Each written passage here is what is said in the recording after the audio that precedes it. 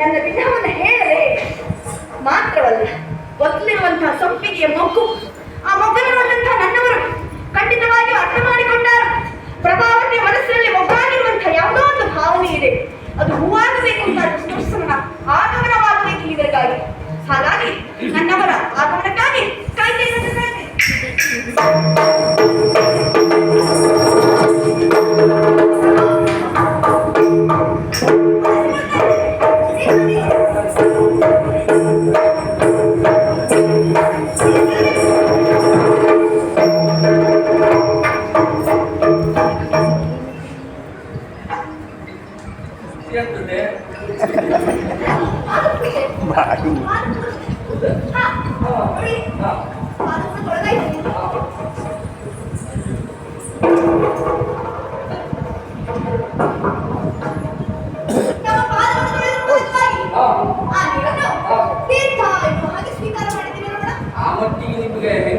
ತಲೆ ಬಿಸಿ ತೀರ್ಥ ಕುಡಿಬೇಕು ಅಂತಾದ್ರೆ ಗಂಡ ಮನೆಗೆ ಬಂದ ತಕ್ಷಣ ಪಾದ ಶ್ರೀಗೆ ತಲೆ ಬಿಸಿ ಗೊತ್ತುಂಟ. ತೀರ್ಥ ತೆಗೆದುಕೊಳ್ಬೇಕು ಅಂತಾದ್ರೆ ಪುಣ್ಯಕ್ಷೇತ್ರಕ್ಕೆ ಹೋಗ್ಬೇಕು, ಸರದಿಯ ಸಾಧನೆ ಇರಬೇಕು. ನಮ್ಮ ಸರದಿ ಬರುವವರಿಗೆ ತೀರ್ಥ ಇರ್ತದೆ ಅಂತ ಹೇಳಿ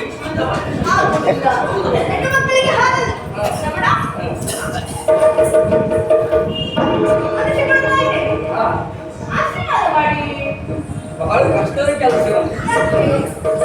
ಆಶೀರ್ವಾದ ಮಾಡಬಹುದು, ಸಮಸ್ಯೆ ಉಂಟು. ನಿನ್ನ ಮನಸ್ಸಿನಲ್ಲಿ ಯಾವುದೋ ಒಂದು ಆಶಯವನ್ನು ಇಟ್ಟುಕೊಂಡು ನಿನ್ನ ಆಶೀರ್ವಾದ ಬೇಡುವುದು. ನಾವು ಯಾವುದೋ ತಲೆ ಬಿಸಿಯಲ್ಲಿ ಇಟ್ಕೊಂಡು ಯಾವುದೋ ಲೆಕ್ಕಾಚಾರದಲ್ಲಿ ಒಂದು ಆಶೀರ್ವಾದ ಮಾಡುವುದು. ನಿನ್ನ ಮನಸ್ಸಿನಲ್ಲಿರುವ ಆಶಯ ಒಂದು, ನಮ್ಮ ಲೆಕ್ಕಾಚಾರದಲ್ಲಿರುವ ಆಶಯ ಒಂದು ಆಗಿ ನಮ್ಮ ಆಶೀರ್ವಾದ ಒಂದು ಆಗಿ ನಮಗೆ ಹೋಗ್ತದಲ್ಲ. ಮಾಡಬಹುದಿತ್ತು, ತೊಂದರೆ ಏನು ಗೊತ್ತುಂಟ? ಆಶೀರ್ವಾದ ಮಾಡುವಂತವನ ಮನೋಸ್ಥಿತಿಯಲ್ಲಿ ಲವಲೇಶವು ಕ್ಲೇಶ ಇರಬಾರದು. ನಿನಗೆ ದೀರ್ಘ ಸುಮಂಗಲಿ ಭವ ಅಂತ ಆಶೀರ್ವಾದ ಮಾಡಿದ್ರೆ ನನ್ನ ಆಯುಷನ್ನು ಹೆಚ್ಚು ಮಾಡು ದೇವರೇ ಅಂತ ನಾನು ಕೇಳ್ಕೊಂಡಾಗ ಆಗ್ತದೆ ಬಿಟ್ಟು ನಿನಗೆ ಆಶೀರ್ವಾದ ಮಾಡಿದಾಗ ಆಗುದಿಲ್ಲ.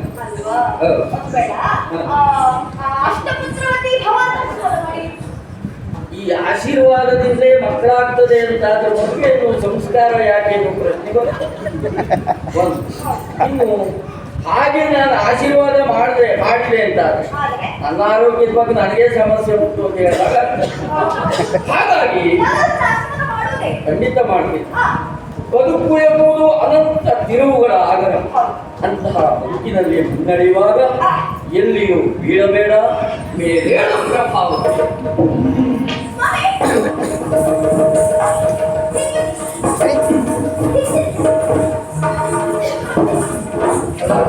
ಇದ್ಯಾವುದು ಹೊಸ ಅರಿಕೆಯ ಮತ್ತೆ ಅಂದ್ರೆ ಏನು ಅವರಿಗೆ ಪಯಣವಯ್ಯ ಅನಕಾಂತ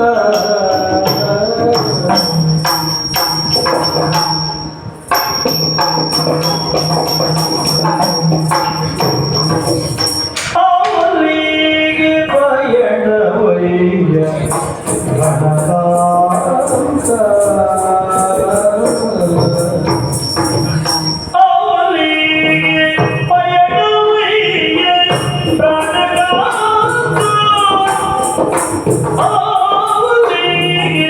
ಪಯಣವ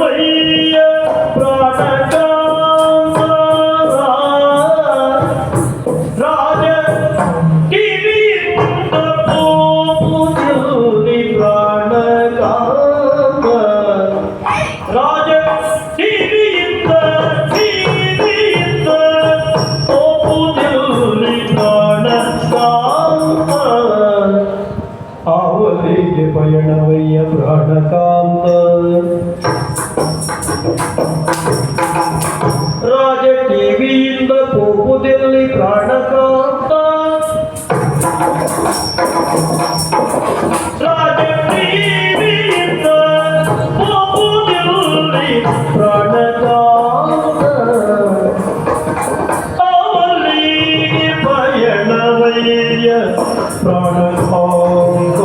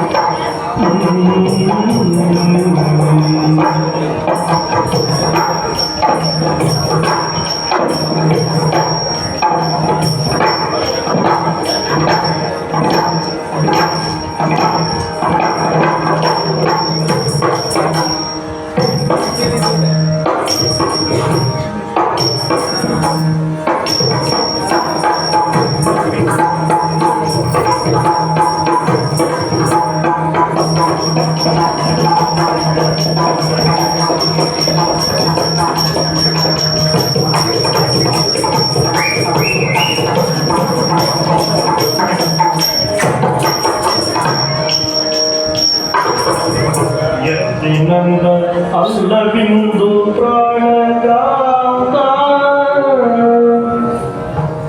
ಎಂದಿನಂದ ಅಲ್ಲವಿಂದು ಪ್ರಾಣಕ್ರಾಂತ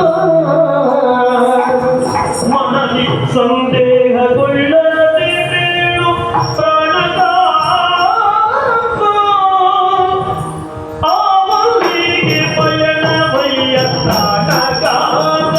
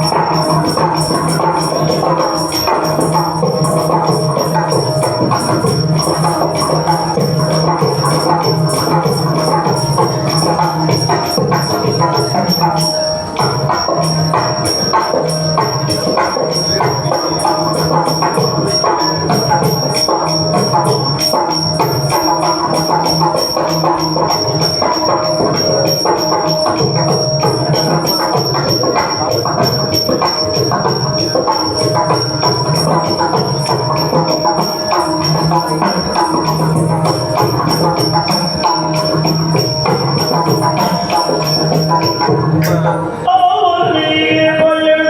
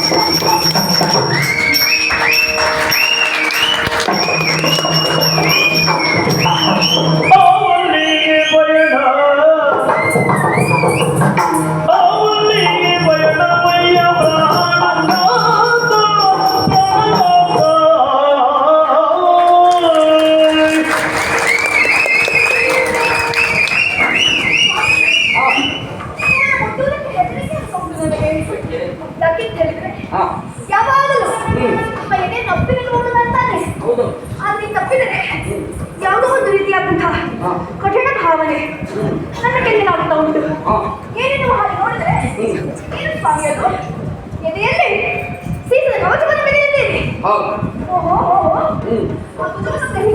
ಆಧರಿಸೋಣ ಎಂದರೆ ಚುತ್ತುತ್ತಾ ಉಂಟು ರಮಣ. ಏನದು ಭುಜದಲ್ಲಿ ರಣೋಚಿತವಾಗಿರುವಂತ ಜಗತ್ತಿನ ತೊಟ್ಟಿದ್ದೀರಿ. ಹೇಗಾದ್ರೂ ಮಾಡಿ ಮಂತ್ರದಲ್ಲಿ ನಿಮ್ಮನ್ನ ಆಧರಿಸಿ ನಿಲ್ಲೋಣ ಅಂತ ನೋಡಿದ್ರೆ ನೋಡ್ತಾ ಇದ್ದೀರಿ ರಮಣ. ಏನದು ಬತ್ತಲಿಕೆ? ಕೇವಲ ಬತ್ತಲಿಕೆಯೋ? ಬತ್ತಲಿಕೆಯಿಂದ ಮಾತ್ರ ಬಿದ್ದದ್ದಲ್ಲ, ಆ ಬತ್ತಲಿಕೆಯಲ್ಲಿ ಬಾಣಗಳ ರಾಶಿ ಉಂಟು. ಹಾಗಾಗಿ ಒಂದು ಬಾಣವೋ ಎರಡು ಬಾಣವೋ ಇದ್ದಿದ್ದರೆ ತಾವು ಎಲ್ಲಿಯೋ ಮೃಗಬೇಟೆಯಿಂದ ಮುಗಿಸಿ ಬಂದವರಿರ್ಬೋದು ಎನ್ನುವ ಹಾಗೆ ನಾನು ಭಾವಿಸುತ್ತಿದ್ದೆ. ಅಲ್ಲವೇ ಅಲ್ಲ, ನಿಮ್ಮ ಬತ್ತಲಿಕೆಯನ್ನು ನೋಡುವಾಗ ಅಷ್ಟೆಲ್ಲ ಬಾಣಗಳಿವೆ ಅಂತ ಆಲ್ರೆಡಿ ಖಂಡಿತವಾಗಿಯೂ ಇದು ಮುಗಿಸಿ ಬಂದದ್ದಲ್ಲ, ಎಲ್ಲಿಗೋ ಹೊರಟದ್ದು ಎನ್ನುವ ಅನುಮಾನವೇ ಬೇಡ. ಹಾಗಾಗಿ ಎಂದಿನ ಹಾಗೆ ಇದ್ದಲ್ಲವೇ ನಿಮ್ಮ ಉಡುಗೆ ತೊಡುಗೆಗಳು ವಿಚಿತ್ರವಾಗಿವೆ. ಅಗೋ ನೀವು ಬಂದಿರೋದನ್ನು ನೋಡಿದ್ರೆ ಯಾವಾಗಲೂ ಹೆಂಡತಿ ಮನೆಗೆ ಬರುವಾಗ ಒಂದು ಕುದುರೆಯನ್ನೇರಿ ಬರುವವರು, ಆದ್ರೆ ಇಂಥ ಹಾಗಲ್ಲ, ರಥವನ್ನೇರಿದ್ದೇವೆ. ನನ್ನನ್ನ ಎಲ್ಲಿಯಾದ್ರೂ ಕರೆದುಕೊಂಡು ಹೋಗೋಣ ಎನ್ನುವ ಹಾಗೆ ಭಾವಿಸಿಕೊಂಡು ನೋಡಿದ್ರೆ ಅಲ್ವೇ ಇದು ವಿಹಾರಕ್ಕಾಗಿ ಹೊರಟಿರುವಂತಹ ಅಶ್ವಗಳ ಹಾಗೆ ಕಾಣ್ತಾ ಇದೆ. ಆ ಕೆಂದರವನ್ನು ನೋಡಿದ್ರೆ ಆ ಅಶ್ವಗಳ ಕಾಲೆನ್ನುವುದು ಈಗಾಗಲೇ ಸನ್ನದ್ಧವಾಗಿವೆ. ಎಷ್ಟೊತ್ತಿಗೆ ಅಪ್ಪಳಿಸುತ್ತದೆ ಎನ್ನುವ ಉತ್ಸಾಹ ಇರುವುದು ಅಶ್ವದಲ್ಲಿಯೇ ಕಾಣ್ತಾ ಉಂಟು ಎಂಬಲ್ಲಿಗೆ ತಾವು ಹೆಂಡತಿ ಮನೆಗಾಗಿ ಬಂದವರಲ್ಲ, ಎಲ್ಲಿಗೋ ಗಮನವಿಟ್ಟಿರುವವರನ್ನು ಅರ್ಥ ಮಾಡಿಕೊಂಡಿದ್ದೇನೆ ನಾನು. ಹಾಗಾಗಿ ನಿಮ್ಮಲ್ಲಿ ನಾನು ಕೇಳುವುದೇನು ಸ್ವಾಮಿ, ತಮ್ಮ ಪಯಣ ಏನಿದೆ? ಯಾರು ಎತ್ತು ಹಣೆ ಮೇಲೆ ಹೊಡೆದಾಗ ಆಯ್ತು. ಮನೆಗೆ ಮಧ್ಯಾಹ್ನದ ಉಗಿ ಬಿಸಿಲಿನಲ್ಲಿ ಹಸಿದುಕೊಂಡು ಬಂದಿರುವ ಅತಿಥಿಯಲ್ಲಿ ಆ ಮನೆ ಯಜಮಾನ ಊಟ ಎಲ್ಲ ಮಾಡ್ಕೊಂಡೇ ಬಂದ್ರೇನ ಅಲ್ಲ ಕೇಳಿದ್ರೆ ಅವನಿಗೆ ಎಷ್ಟು ಕಷ್ಟ ಆಗ್ಲಿಕ್ಕಿಲ್ಲಪ್ಪ. ಇಲ್ಲಿಗೆ ಬಂದಿದ್ದೇನೆ ನಾನು. ಎಲ್ಲಿಗೆ ಅಂತಾನೆ ಪುಣ್ಯಕ್ಕೆ ಒಂದು 4 ಗಂಟೆ ಮೊದಲು ಕೇಳಿದ್ದಾನೆ. ಯಾಕೆ ಮನೆಗೆ ಬಂದವನಲ್ಲಿ ಎಲ್ಲಿಗೆ ಅಂತ ಕೇಳಿದ್ರೆ ಅಪಾರ್ಥ ಮಾಡಿಕೊಳ್ಳುವಂತಹ ಸಾಧ್ಯತೆ ಇರ್ತದೆ. ಇದು ಸುಧನ್ವನಿಗೆ ಎಲ್ಲೆಲ್ಲಿಗೂ ಹೋಗುವ ಅಭ್ಯಾಸ ಉಂಟು ಅಂತ ಹಾಗಾಗಬಾರ್ದು ಎನ್ನುವ ಕಾರಣಕ್ಕಾಗಿ ಒಂದು ಸಣ್ಣ ಕಥೆ ಹೇಳ್ತೇನೆ ಕೇಳಿ. ಅತಿಯಾಗಿ ಅನುಮಾನಿಸುವಂತಹ ಹೆಂಡತಿ ಒಬ್ಬಳು ಇರ್ತಾಳೆ. ಆ ಗಂಡ ಪಾಪ ದಿವಸ ಕೆಲಸಕ್ಕೆ ಹೋಗಿ ಬಂದ ಮೇಲೆ ಮನೆಯಲ್ಲಿ ಜಗಳ ಆಡುದು. ಹೌದೌದು. ಒಂದು ದಿವಸ ಏನಾಯಿತು, ಗಂಡ ಪಾಪ ಕೆಲಸವನ್ನು ಬಿಟ್ಟು ಮನೆಗೆ ಬಂದ. ಈ ಹೆಂಡತಿಗೆ ಅನುಮಾನ ಅಂತ ಒಂದು ಬಟ್ಟೆಯನ್ನೆಲ್ಲ ಶೋಧಿಸಿ ಜಗಳ ಪ್ರಾರಂಭ ಮಾಡಿದ್ರು. ಅವನ ಬಟ್ಟೆಯಲ್ಲಿ ಒಂದು ಕೊಪ್ಪು ಇಷ್ಟು ಕೂದಲು ಸಿಕ್ಕಿತ್ತು. ಅವಳು ಹೇಳಿದ್ದು ಇವನನ್ನು ಕೂದಲು ಇರುವ ಕೊಪ್ಪು ಊರಲ್ಲಿರುವಂತಹ ಹುಡುಗಿಯ ಮನೆಗೆ ಹೋಗಿದ್ರೆ ನೀವು ಇವತ್ತು ಅಂತ ಜಗಳ ಮಾಡಿದ್ರಿ. ಪಾಪ ಗಂಡ ಹೇಗೋ ಸುಧಾರಿಸಿದ. ಮರುದಿನ ಕೆಲಸ ಬಿಟ್ಟು ಬರುವಾಗ ಜಾಗ್ರತೆಯಿಂದ ಬಂದ. ಜಾಗ್ರತೆಯಿಂದ ಬಂದಂತಹ ಅವನಲ್ಲಿ ಅವತ್ತು ಜಗಳ ಆಡಿದ್ರು. ಅವತ್ತು ಅವನ ಬಟ್ಟೆ ಚೋದಿಸಿದಾಗ ಬಿಳಿ ಕೂದಲು ಸಿಕ್ಕಿತು. ಇವತ್ತು ನೀವು ಬಿಳಿ ಕೂದಲಿರುವಂತಹ ಹುಡುಗಿ ಮನೆಗೆ ಹೋಗಿದ್ರಿ ಅಂತ ಜಗಳ ಮಾಡಿದ್ರಿ. ಮರುದಿನ ಪಾಪ ಬಹಳಷ್ಟು ಜಾಗ್ರತೆಯನ್ನು ವಹಿಸಿಕೊಂಡು ಮನೆಗೆ ಬಂದ. ಬಹಳಷ್ಟು ಬಟ್ಟೆಯನ್ನು ಶೋಧಿಸಿದಾಗ ಕೂದಲು ಸಿಗಲಿಲ್ಲ ಎನ್ನುವಾಗ ಗಂಡ ನಿರಾಳನಾದ. ಹೇಗಿದ್ರು ಇವತ್ತು ಏನೂ ಸಿಗಲಿಲ್ಲ, ಜಗಳ ಆಗುವುದಿಲ್ಲ. ಆದ್ರೆ ಅವತ್ತು ಜಗಳ ಆಯ್ತು. ಇವತ್ತು ಕೂಡಲೇ ಇಲ್ಲೇ ಹುಡುಗಿ ಮನೆಗೆ ಬಂದ್ರೆ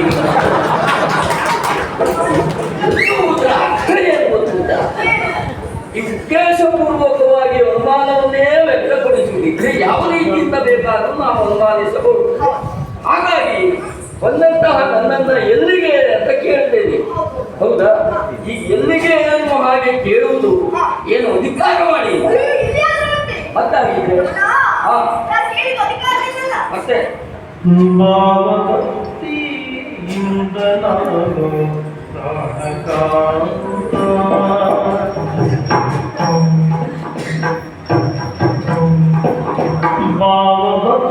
ಭಾವಭಕ್ತಿಯಿಂದ ನಾನು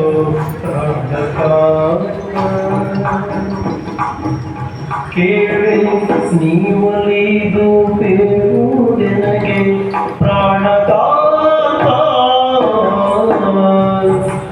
ಕೇಳಿ ನೀವಲಿದು ಬೇರುವುದೆನಗೆ ಪ್ರಾಣಕಾಂತ.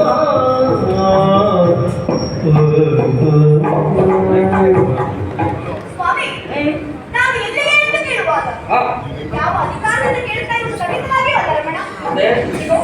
ಹೆಣ್ಣಾದವಳಿಗೆ ಮೊದಲಾಗಿ ಇರಬೇಕಾದದ್ದು ಭಾವದಲ್ಲಿ ಭಕ್ತಿ ಅಂತ. ಅಂತಹ ಭಕ್ತಿ ಭಾವದಿಂದಲೇ ನಮಗೆ ಕೇಳ್ತಾ ಇದ್ದೇವೆ ರಮಣ. ನನ್ನಲ್ಲಿ ಹೇಳುವವರು ಸುಟ್ಟು ಇದ್ದಾರೆ. ದಯಮಾಡಿ ಹೇಳಿ, ನಾವು ಹೊರಟಿರುವುದು ಎಲ್ಲಿಗೆ? ನಳಿನಾಕ್ಷಿ ನಳಿನಾಕ್ಷಿ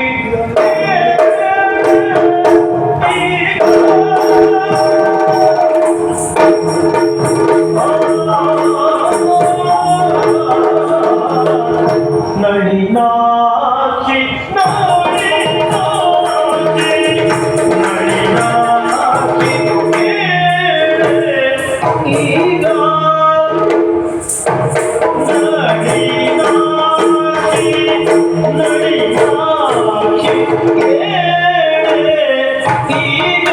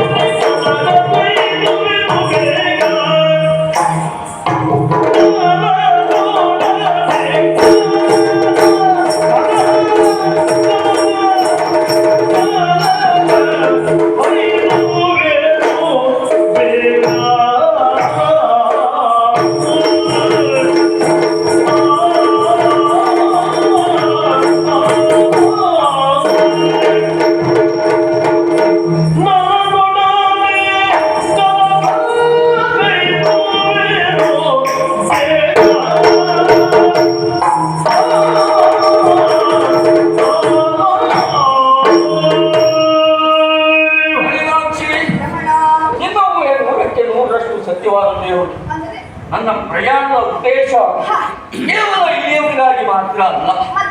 ಈ ಎಲ್ಲವೂ ಸಿದ್ಧತೆಗೆ ಕಾರಣ ನಿಮಗೂ ಗೊತ್ತಿರಬಹುದು. ಇಡೀ ನಮ್ಮ ಚಂಪಕಾವತಿ ಸಂಭ್ರಮದಿಂದ ಸಡಗರದಿಂದ ಕೊನೆಯುತ್ತಾ ಉಂಟು. ಅದಕ್ಕೆ ಕಾರಣ ಹತ್ತಿರದಿಂದ ಬಂದಿರುವಂತ ಕುದುರೆಯನ್ನ ತಂದೆಯವರು ಬಂಧಿಸಿದ್ದಾರೆ. ನಾಳೆ ನಡೆಯುವಂತ ಸಮರಾಂಗಣದಲ್ಲಿ ಹೋರಾಟಕ್ಕಾಗಿ ಸಜ್ಜಾಗಿ ಹೊರಟು ನಿಂತವನ ಯುದ್ಧಕ್ಕೆ ಹೊರಟು ನಿಂತಿದ್ದೇನೆ. ಹೌದು, ಹೌದು. ಶಿವ ಹ? ಏನು ಸ್ವಾಮಿ ಯುದ್ಧ ಯಾರನ್ನೇ ಅಂತಲ್ವ ಯಾರಲ್ಲಿ ಸಾಮಾನ್ಯನೋ ಎನ್ನುವ ಹಾಗೆ ತಿಳಿಬೇಡ. ಯಾರು ಪ್ರಪಂಚದಲ್ಲಿ ಹ. ಸಾಮರ್ಥ್ಯದ ಮುಖ್ಯವಾಗಿ ಹ. ಪ್ರತಿಷ್ಠಾಪಿತನಾದ ಹ. ರಥೇನಂತರ ಪಾರ್ಥಕ್ಕೆ ಹೋರಾಟ. ಮಾತನಾಡಿ ಹ. ನಿಮ್ಮ ಹೋರಾಟವೇ. ಹೌದು. ಶಿವ ಶಿವ ಶಿವ ಶಿವ ಕಳವಳಿಸಬೇಡ ಮನವೇ.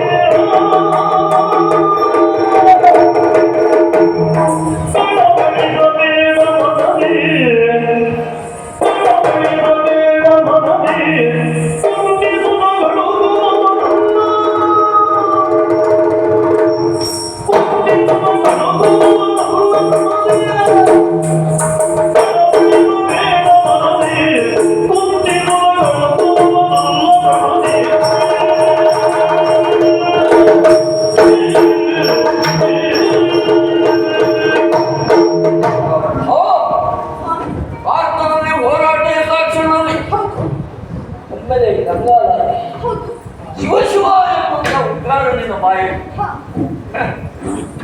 ಅರ್ಥ ಮಾಡಿಕೊಳ್ಬೇಕು ನಮ್ಮಂಥವು. ನಾಲ್ಕು ಗೋಡೆಯ ಮಧ್ಯದಲ್ಲಿರುವ ನಿನ್ನಂತಹ ಹೆಗ್ಗಡೆಯರು ಕೂಡ ಹ. ಭಾರತ ಎಂದಾಕ್ಷಣದಲ್ಲಿ ಹ. ಒಮ್ಮೆ ಬೆಚ್ಚಿ ಬೀಳುತ್ತಾರೆ ಅಂತಾರೆ. ಪ್ರಪಂಚದಲ್ಲಿ ತನ್ನ ಸಾಮರ್ಥ್ಯದ ಮುಖ್ಯವಾಗಿ ಹ. ಭಯದ ಬೀಜವನ್ನು ನಾವು ಯಾವ ರೀತಿಯಾಗಿ ಬಿತ್ತಿದ್ದಾನೆ ಎನ್ನುವ ಸತ್ಯವನ್ನ ನಮ್ಮಂಥವರು ಅರ್ಥ ಮಾಡಿಕೊಳ್ಳಬೇಕು. ಅದು ಒಂದು ಏನು ಕಳವಳಿಸಬೇಡ ಮನದಿ ಹ. ಕುಂತಿಸುತ್ತ ಬಳುಕುವ ನನ್ನ ರಣದಿ ಸಾಮರ್ಥ್ಯದಿಂದ ಹೋರಾಡುವ ಮುಖ್ಯವಾಗಿ ನರನನ್ನು ನಾನು ವಹಿಸ್ತೇನೆ. ಅದರ ಮೂಲಕವಾಗಿ ಕವಿಯನ್ನ ಹಾಗೆ ಬಳಸಿಕೊಳ್ಳುತ್ತೀಯ. ನನ್ನ ಕಳವಳ ಅವಲಂಬಿಸಿದ್ದಾರೆ ಎಲ್ಲರೂ. ಮತ್ತೆ ಕಾಂತ ಕೇಳನ್ನ ಸುಂದ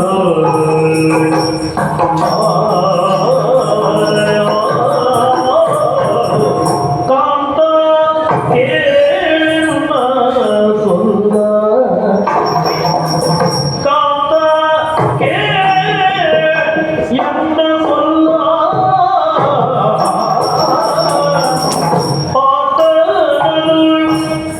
ಕಂತು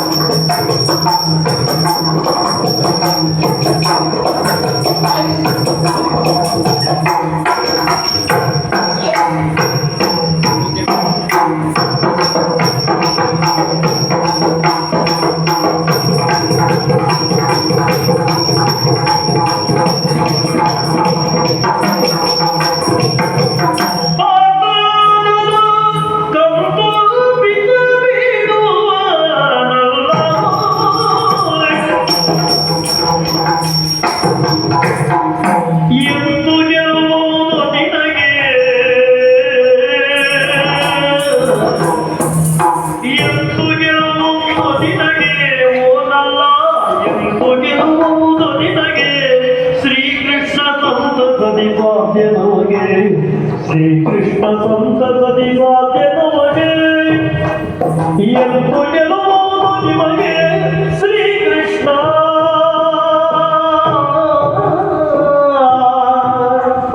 ಸಂತತದಿ ಸಾಧ್ಯ ನಮಗೆ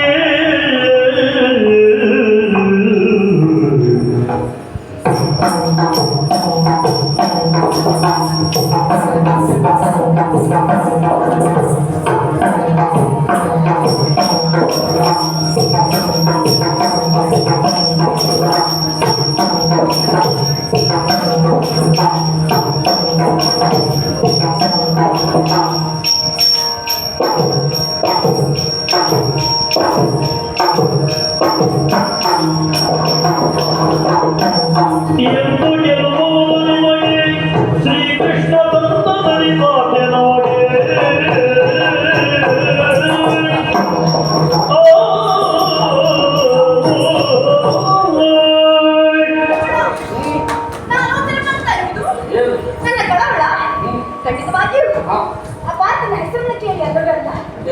ಅಥವಾ ನಿಮ್ಮ ಸಾಮರ್ಥ್ಯ ಇದ್ದಾರಂತಹ ಅನುಮಾನದಿಂದಲೂ ಅಲ್ಲ.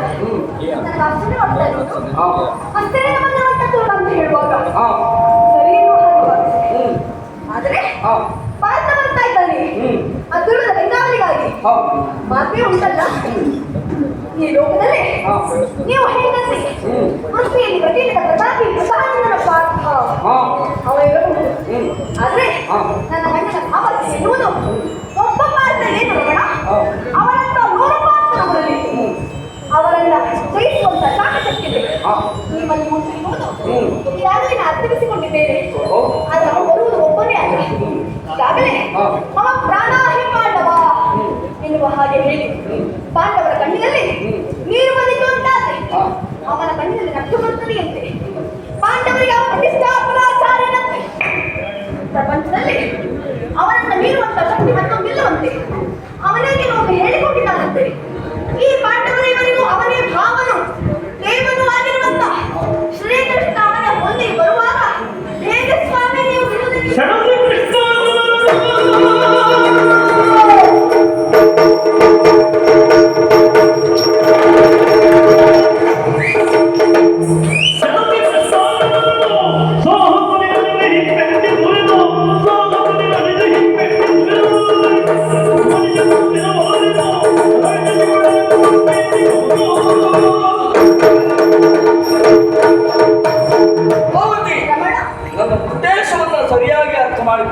ಅಂದ್ರೆ ನಾರಾಯಣರು ಒಟ್ಟಾಗಿ ಬಂದಾಗ ನಮ್ಮ ಮುಂದಿನ ಮಾಲಿನ ಉದ್ದೇಶ ಏನು? ತಂದೆಯವರೇ ಆಡುವಂತಹ ಮಾತು ಮನೋಬಂಧನೆಯನ್ನು ಮಾಡಿ ಒಂದು ಮನವ ಸಮರ್ಪಣೆ ಮಾಡಿ ಅನುಪಮವಾದ ಚಿಕ್ಕನವಾದ ಕೈವಲ್ಯವನ್ನು ಪಡೆಯಬಲ್ಲೆ ಎಲ್ಲವೂ ಮುಂದಾಗಿ ಹೋಗಬೇಕು. ನರನನ್ನು ನೋಯಿಸುವ ಮೂಲಕವಾಗಿ ನಾರಾಯಣನ ಸಾಕ್ಷಾತ್ಕಾರ ನಮಗೆ ಈ ಚಂಪಕಾವತಿಗೆ ಆಗಬೇಕು ಎನ್ನುವಂತಹ ಉದ್ದೇಶ. ಜೊತೆಗೆ ಸ್ಥಿರವಾದಂತಹ ಒಂದು ಅಲ್ಲ ಇದು ಪ್ರಭಾವ. ನಾವು ಸ್ಥಿರವಾಗಿ ಇರಿಸಬೇಕಾದದ್ದು ಯಾವುದನ್ನ? ಕೀರ್ತಿಯನ್ನ. ಅಂತಹ ಕೀರ್ತಿ ಸ್ಥಾಯಿಯಾಗಿ ಉಳಿಯಬೇಕು ಅಂತಾದರೆ ನಾರಾಯಣನ ಪಾದವನ್ನು ಸೇರಿದಾಗ ಮಾತ್ರ ಸಾಧ್ಯ. ಅಂತಹ ಮೋಕ್ಷದ ಹಬ್ಬದಲ್ಲಿ ಹೊರಟು ನಿಂತಹ ನನ್ನನ್ನು ಒಲಿಸಿಕೊಡುತ್ತ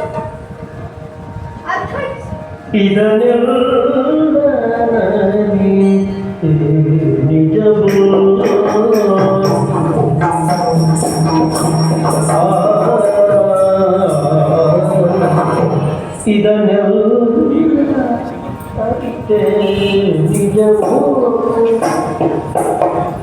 ಇದನ್ನೆಲ್ಲ ಅರಿತೆ ನಿಜವೂ ಸುಧೀನನು ಇರುವುದೇ ಕೈವಲ್ಯವೋ ಸುಧೀನ ಉದಿರುವುದೇ ಕೈವಲ್ಯವೋ ಇದನ್ನೆಲ್ಲ ಅರಿತೆ ನಿಜವೋ ಸುಧೀನ ಉದಿರುವುದೇ ಕೈವಲ್ಯವೋ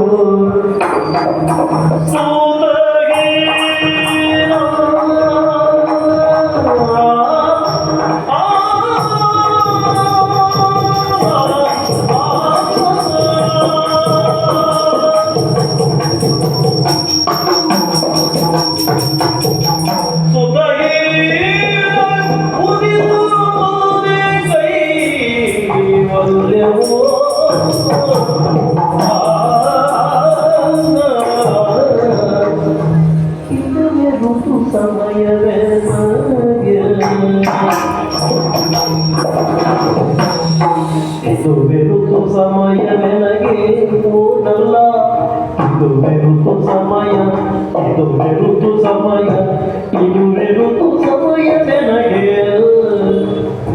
ಲಾಲಿ ಪುತು ಹದಗಾಲ ಬೆಳೆ ಮಾಡಿಗೆ ಲಾಲಿ ಪುತು ಹದಗಾಲ ಬೆಳೆ ಮಾಡಿಗೆ ಇದು ಋತು ಸಮಯವೆನಗೆ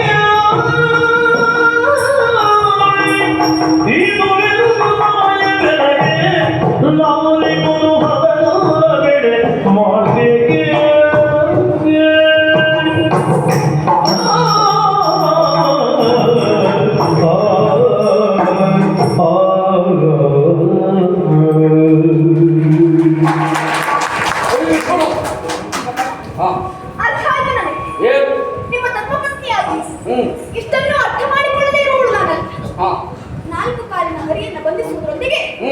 ಜಗತ್ತಿಗೆ ತಂದೆಯಾಗಿರುವಂತ ಆಹರೆಯನ್ನು ಕಾಣುವಂತ ಉದ್ದೇಶ ಮಾವನದ್ದು. ಅದಕ್ಕೆ ಸನ್ನದ್ಧರಾಗಿ ಹೊರಟವರು ತಾವು. ಈಗಾಗಲೇ ನಮ್ಮ ಕಲ್ಪನೆಯಲ್ಲೇ ನಾವು ಯಾರನ್ನ ದೇವರು ಎನ್ನುವ ಹಾಗೆ ಪೂಜೆಯನ್ನು ಮಾಡ್ತಾ ಇದ್ದೇವೆ. ಅಂತಹ ಶ್ರೀಕೃಷ್ಣ ಪರಮಾತ್ಮನ ದರ್ಶನವನ್ನು ನಾವು ಮಾಡಬೇಕು ಅಂತಾದ್ರೆ ಹತ್ತಿರದಲ್ಲೇ ಇರುವಂತಹ ದ್ವಾರಕೆಗೆ ಹೋಗಿ ನೋಡಿಕೊಂಡು ಬರಬಹುದಲ್ಲ? ಅಲ್ಲಲ್ಲ, ನಿಮ್ಮ ಉದ್ದೇಶ ಅದಲ್ಲ. ನಮ್ಮ ತಮ್ಮಗಾವರಿಗೆ ನಾಡಿಗೆ ತೋರಿಸಬೇಕು, ಹುರಿಯನ್ನು ಕಾಣಿಸಬೇಕೆಂಬ ಉದ್ದೇಶ ತಾನೆ. ನನಗರ್ಥವಾಯಿತು. ಆ ಹರಿಯ ದರ್ಶನ ಮಾತ್ರದಿಂದಲಾಗಿ ಪರಮ ಸಾಹಿತ್ಯವನ್ನು ಸೂರ್ಯಕೊಡುತ್ತೇನೆ ಪ್ರಭಾವತಿ ಕಳುಹಿಕೊಡು ಎನ್ನುವ ಹಾಗೆ ಹೇಳ್ತಾ ಇದ್ದಿಲ್ಲ ರಮಣ. ತಮ್ಮಲ್ಲಿ ನಾವು ಹೇಳ್ತೇವೆ, ವ್ಯಕ್ತಿಯಾದವ ಹುಟ್ಟಿದ ನಂತರದಲ್ಲಿ ಋಣತ್ರಯಗಳಿಂದ ಭಕ್ತನಾಗಿರ್ತದನ್ನು ಚಿಂತಾನೆಯಂತೆ. ನಿಮಗೆ ನಾನು ಅದನ್ನು ಹೇಳಬೇಕು ಅಂತಲ್ಲ, ಈ ಸಂದರ್ಭದಲ್ಲಿ ನೆನಪು ಮಾಡಿಕೊಳ್ಳುವಂತ ಅನಿವಾರ್ಯ. ದೇವರುಣ, ಋಷಿ ಋಣ, ಪಿತೃಋಣ ಎನ್ನುವಂತಾಗಿ ದೇವತಾ ಕಾರ್ಯಗಳಲ್ಲಿ ನಾವು ಭಾಗಿಯಾಗುವುದವಾಗಿ ದೇವರನ್ನೇನೋ ನಾವು ಇರಿಸಿಕೊಳ್ಳಬಹುದಂತೆ.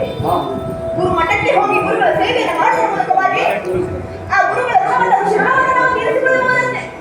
ಮತ್ತೊಂದು ಋಣ ಉಂಟಲ್ಲ ಋಣ, ಪಿತೃಋಣ. ಆ ಋಣವನ್ನು ತೀರಬೇಕು ಅಂತಾದ್ರೆ ಸಪುತ್ರ ಸಂತಾನದ ಒಂದು ಯೋಗ ಎನ್ನುವುದು ವ್ಯಕ್ತಿಗೆ ಕೂಡಿ ಬರಬೇಕಂತೆ. ಆಗಲೇ ಆ ವ್ಯಕ್ತಿ ರೋತ್ಪನೆಗಳಿಂದ ಉತ್ತರವಾಗುವುದಕ್ಕೆ ಸಾಧ್ಯ. ರಮಣ, ಇಷ್ಟು ಕಾಲ ಕಳೆದು ಹೋದದ್ದು ಹಲವಿರಬಹುದು, ಕಳೆಯುವುದು ಹಲವಷ್ಟಿರಬಹುದು. ಆದರೆ ಇಷ್ಟಕ್ಕೆ ಹೊರಟಿರುತ್ತಾವಿಂದು ಸರಿಯಾದ ಸಮಯ ರಮಣ. ಇದುವೇ ಒಂದು ಸಮಯವಲ್ಲ. ನಮ್ಮಲ್ಲಿ ಹೇಳಿಕೊಳ್ಳುವುದಕ್ಕೆ ನನಗ್ಯಾಕೆ ನಾಸಿಕೆ? ಹದಗಾಲ ಬೆಳೆ ಮಾಡಬೇಕು. ಇದುವರೆಗೆ ನಾನಿನ್ನು ಪುತ್ರವತಿಯಾಗಲಿಲ್ಲ ರಮಣ. ಇದುವೇ ಸರಿಯಾದ ಕಾಲ. ಇದು ನನ್ನನ್ನು ಕೂಡಿ ನನ್ನನ್ನು ಒಡಗೂಡಿ ತಾವು ಮುಂದಕ್ಕೆ ಹೋಗಬೇಕು.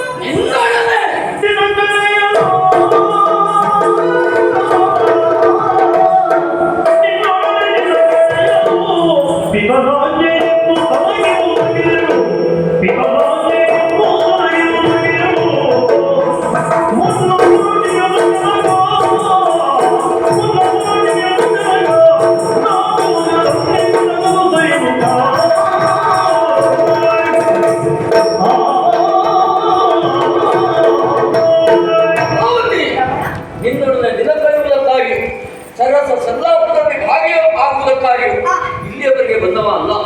ಗುರುತರವಾದಂತಹ ಹೊಣೆಗಾರಿಕೆ ಎನ್ನುವುದು ಹೆಗಲ ಮೇಲೆ ಉಂಟು. ನಿನ್ನ ಹೋಗಿ ನಾನು ಜನಾಂಗ ನೋಡು, ಏನ ನಾಯಕನಾಗಿ ಹೋಗುವಂತಹ ಅನಿವಾರ್ಯತೆ ಉಂಟು. ನಿನ್ನ ಆಸೆಯನ್ನ ಇನ್ನೊಂದು ಕ್ಷಣದಲ್ಲೂ ಇನ್ನೊಂದು ನಿಮಿಷದಲ್ಲೂ ನಾನು ಪೂರೈಸಬಹುದು. ಕವಿಯನ್ನ ಕಾಣುವುದಕ್ಕೆ ಇರುವೇ ಸಕಾಲ. ಹಾಗಾಗಿ ನನಗೆ ಈಗ ಸಮಯ ಇಲ್ಲ, ಮುಂದೆ ನೋಡೋಣ. ಬಿಡೆನು ಈಗ ಎನ್ನ ಕೂಡಲು ಕೂಡು ಕೂಡು ಬೇಗ. ಬಿಡೆನು ಈಗ ಎನ್ನ ಕೂಡಲು ಕೂಡು ಕೂಡು ಬೇಗ. ನಡೆ ನಡೆ ನಡೆ ನಡೆ ನಡೆ ನಡೆ ನಡೆಯುವುದು ನೀರೊಪ್ಪುದ. ಕಾತನು ಒಳಬಡಿಸಿಗಳು ಒಪ್ಪುದ. ಬಿಡೆ ಬಿಡೆ ಬಿಡೆ ಬಿಡೆ ಬಾಗಿಲನ್ನು ಭದ್ರಪಡಿಸಿದ್ದೆ. ಹೋಗುತ್ತೀರಾ? ಏನಾದ್ರೂ ಹೋಗುತ್ತೀರಾ? ಇಲ್ಲಿಂಟು ಬೇಕು ಅಂತ ತೆಗೆದುಕೊಂಡು ಹೋಗಬೇಕು. ಒಂದೊಮ್ಮೆ ನಾನು ಇಲ್ಲಿಂದ ಹೋಗಲಿಲ್ಲ ಅಂತ ಇಟ್ಕೊಳ್ಳುವ. ನಾಳೆ 4 ಜನಕ್ಕೆ ವಿಷಯ ಗೊತ್ತಾಗ್ತದೆ. ಮಾತಾಡೋದು ಹೇಗೆ ಗೊತ್ತುಂಟ? ಹೆಂಡತಿ ಭದ್ರಪಡಿಸಿದ ಭಾಗನೇ ದಾಟಿ ಈಚೆ ಬರ್ಲಿಕ್ಕೆ ಆಗ್ಲಿಲ್ಲ ಸುಧನ್ವನಿಗೆ. ಇನ್ನು ರಣಕ್ಷೇತ್ರಕ್ಕೆ ಹೋಗಿ ಎಂದೊಡ್ಡಿ ಕಡಿತಾನೆ ಅಂತ ಮಾತಾಡುವುದಿಲ್ಲ. ಹೋಗಲೇಬೇಕು ಎನ್ನುವ ಮನಸ್ಸಿದ್ದವನಿಗೆ ಇದೆಲ್ಲ ಲೆಕ್ಕುವ ಅಂದ್ರೆ ಈ ಬಾಗಿಲು ಲೆಕ್ಕುವ ಅಂತ ಹೋಗುವುದೇ. ಯಾಕೆ ಈ ರೀತಿಯಾದ ಒಂದು ವಾಂಚೆಯನ್ನು ಒಟ್ಟುವಳು ಪ್ರಭಾವತೆಯನ್ನು ಹಾಗೆ ಮಾಡಿಸಿದ್ರೆ ಹೇಗೆ? ಮತ್ತೆ ಖಂಡಿತವಾಗಿಯೂ ತಮ್ಮ ಉದ್ದೇಶವೇನು, ತಮ್ಮ ಕರ್ತವ್ಯವೇನು ಇದನ್ನು ಈಗಾಗಲೇ ಅರ್ಥ ಮಾಡಿಕೊಂಡವಳಿದ್ದೇನೆ. ರಮಣ, ಹೋಗಬೇಡಿ ಎನ್ನುವ ಹಾಗೆ ತಡೆಯುವಳು ನಾನು ಯಾವುದಕ್ಕೂ ಆದರೆ ತಮ್ಮ ಉದ್ದೇಶವನ್ನು ಈಗಾಗಲೇ ಅರ್ಥ ಮಾಡಿಕೊಂಡಿದ್ದೇನೆ. ಪ್ರತಿನಿತ್ಯ ಸಖಿಯ ಬಾಯಿಗೆ ಕೇಳುವ ಮಾತೇನು ಗೊತ್ತುಂಟೆ? ಸತಿ ಶ್ರೋಮಣಿ ಪ್ರಭಾವತಿ ಎನ್ನುವ ಹಾಗೆ ಹೇಳ್ತಾರೆ. ಇದುವರೆಗೆ ಪ್ರಭಾವತಿಯಾದವಳು ಪುತ್ರವತಿಯಾಗಲಿಲ್ಲ ರಮಣ. ನೀವೇನೋ ಹರಿಯ ದರ್ಶನ ಮಾತ್ರದಿಂದಾಗಿ ಪರಮ ಸಾಹಿತ್ಯವನ್ನ ತೋರಿಕೊಳ್ತೀರಿ. ಆದರೆ ನಿಮ್ಮ ಧರ್ಮಪತ್ನಿಯಾಗಿರುವಂತ ನನ್ನ ಮಾಡೇನೆನ್ನುವ ಹಾಗೆ ಯೋಚನೆ ಮಾಡಿದ್ದೀರಿ.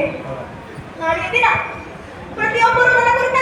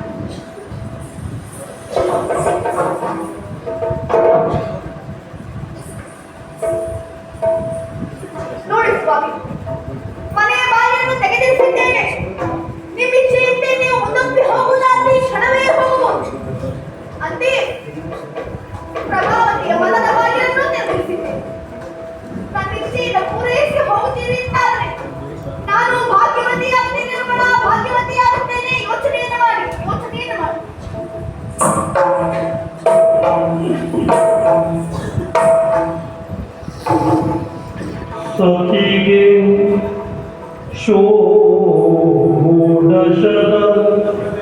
ಋತು ಸಮಯ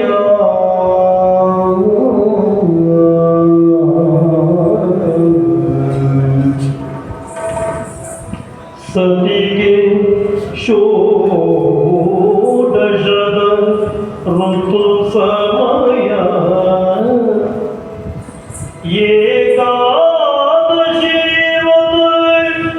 ಅಲಂಕ್ಯ ಶಾದ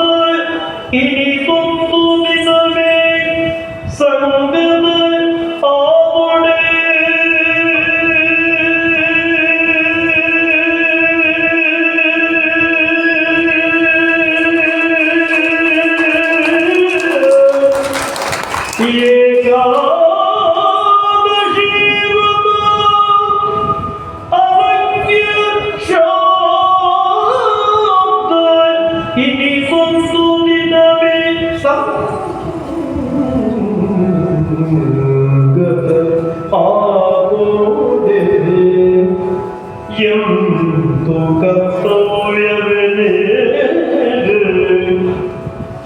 ಪೈತಗದ ಶೇಷಾಂತ ಮಾಗ್ರಾಣಿದೆ ಪೈತಗದ ಶೇಷಾಂತ ಮಾಗ್ರಾಣಿದೆ ಕೃತ ಭೋಜ್ಯಮಾನ ಪುದು ನಡು ಗಣೇಶ ವನಿತೆಯ ಒಡಕೂಡಬಹುದು ನಡುಗಿರುಳ್ ಗಳೆದೋ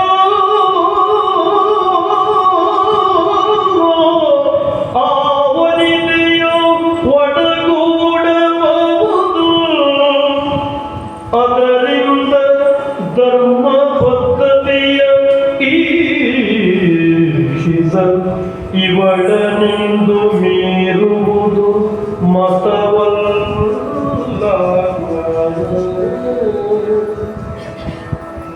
ಅದರಿಂದ ಧರ್ಮ ಪದ್ಧತಿಯ ಈಚಿದ ನಾನಿವಳ ಮೀರುವುದು ಮತವಲ್ಲ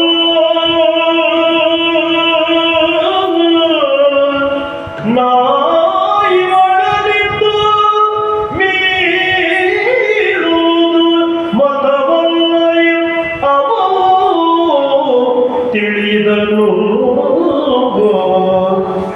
ಸತಿಗೆ ಷೋಡಶದ ಋತು ಸಮಯ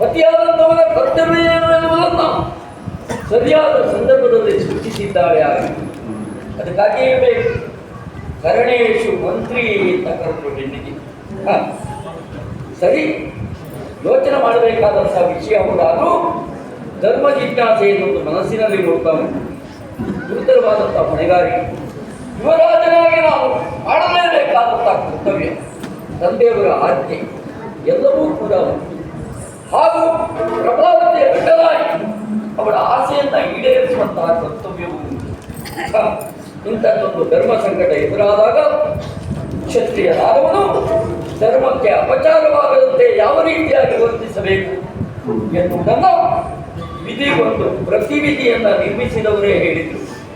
ಒಂದೇ ದಿವಸದಲ್ಲಿ ಏಕಾದಶಿ ವ್ರತ ಪಿತೃಶ್ರಾದ್ದ ಎನ್ನುವುದು ಒಟ್ಟಿಗೆ ಸಂಗತವಾದಾಗ ಧರ್ಮಕ್ಕೆ ಅಪಚಾರವಾಗದಂತೆ ಹೇಗೆ ವರ್ತಿಸುವುದು. ಏಕಾದಶಿ ವ್ರತದಂದು ಅನ್ನಾಹಾರಗಳನ್ನು ಭುಜಿಸುವಂತಿಲ್ಲ, ಪಿತೃಶ್ರಾದ್ದದಂದು ಊಟ ಮಾಡದೆ ಇದ್ರೆ ಫಲ ಸಿಗುವುದಿಲ್ಲ. ಹಾಗಿದ್ರೆ ಎರಡೂ ಕ್ರಮವನ್ನು ಆಚರಿಸುವುದು ಹೇಗೆ? ಏಕಾದಶಿ ವ್ರತವನ್ನ ಕ್ರಮಬದ್ಧವಾಗಿ ಆಚರಿಸಿ ಪೈತೃಕದ ಶೇಷಾನ್ನವನ್ನು ಆಕ್ರಮಿಸುವ ಮೂಲಕವಾಗಿ ಊಟ ಮಾಡಿದ ಫಲವನ್ನ ಪಡೆದು ನಡುವಿರುಳು ತಡೆದ ಮೇಲೆ ವನಿತೆಯನ್ನ ಒಳಗೂಡಬಹುದು. ಅಂದ್ರೆ ಯುದ್ಧ ಸಂಘಟಿತವಾಗಬೇಕಾದದ್ದು ನಾಳಿನ ದಿವಸದಲ್ಲಿ ಅಂತಾದಾಗ ಇವತ್ತು ನಾನು ಇವಳ ಗಂಡನಾಗಿ ಇವಳ ಮಾತನ್ನ ಈಡೇರಿಸುವ ಮೂಲಕವಾಗಿ ನನ್ನ ಕರ್ತವ್ಯವನ್ನ ಮೆರೆಸಬೇಕಾಗಿದೆ. ನಾಳೆ ಯುದ್ಧಕ್ಕೆ ಹೋಗುವುದನ್ನು ಹಾಗಾಗಿ ಇವತ್ತು ಇವಳನ್ನ ಮೀರುವುದು ಸರಿಯಲ್ಲ. ಪ್ರಭಾವತಿ ಅಲ್ಲಿಗೆ